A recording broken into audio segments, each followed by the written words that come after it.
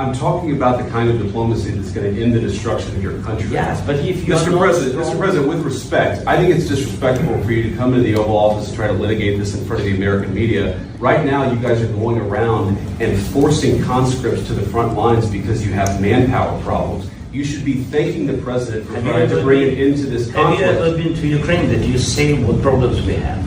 I have been to. I've actually watched and seen the stories, and I know what happens is you bring people, you bring them on a propaganda tour, Mr. President.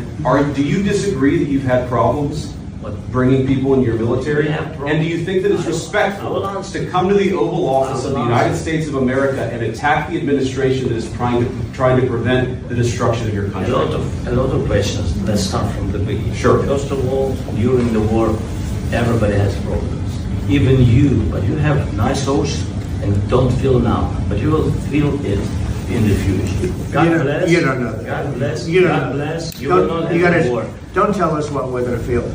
We're trying to solve a problem. Don't tell us what we're going to feel. I'm not telling you. Because you're in no position to dictate that. That's exactly what you're doing. You're in no position to dictate what we're going to feel. We're going to feel very good. We're going to feel very good and very strong. You're right now not in a very good position. You've allowed yourself to be in a very bad position, and he happens to be right about it. From the very beginning of the war. You're not in a good position. You don't have the cards right now. With us, you start having cards. But right now, you don't. Yeah, you're playing cards. You're playing cards. You're gambling with the lives of millions of people. You're gambling with World War III. You're gambling with World War III.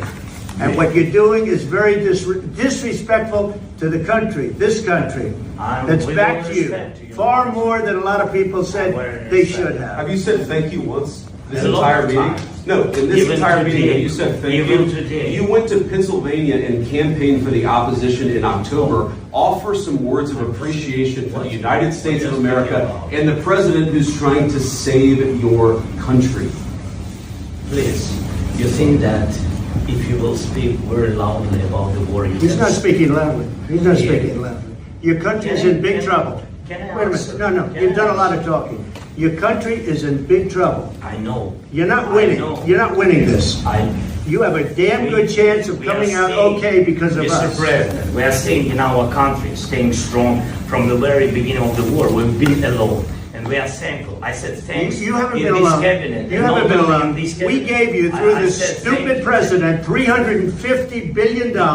We gave you military equipment, and your men are brave, but they had to use our military. If you didn't have our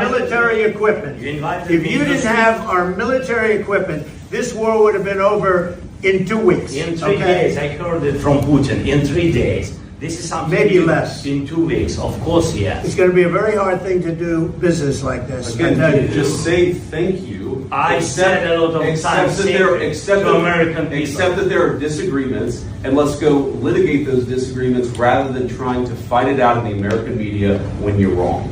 We know that you're wrong. But you see, I think it's good for the American people to see what's going on. I understand. I think it's very important. That's why I kept this going so long. You have to be thankful. You don't have the cards. You're buried there. Your people are dying. You're running low on soldiers. Listen, you're running low on soldiers. It would be a damn good thing. And then you tell us, I don't want a ceasefire. I don't want a ceasefire. I want to go and I want this. Look, if you could get a ceasefire right now, I tell you, you take it so the bullets stop flying and your men stop getting killed. Of course, we want to stop the war. But you're saying you don't want a ceasefire. I want a ceasefire because you'll get a ceasefire faster than an agreement. Ask our people about a ceasefire, what they think. That wasn't with me. That wasn't with me. That was with a guy named Biden, who was not a smart person. That was with Obama. It was your president. Excuse me. That was with Obama, who gave you sheets, and I gave you javelins. Yes. I gave you the javelins to take out all those tanks. Obama gave you sheets. In fact, the statement is Obama gave sheets and Trump gave javelins.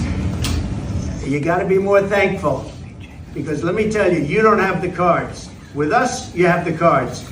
But without us, you don't have any cards. One more question to Mr. Vice President.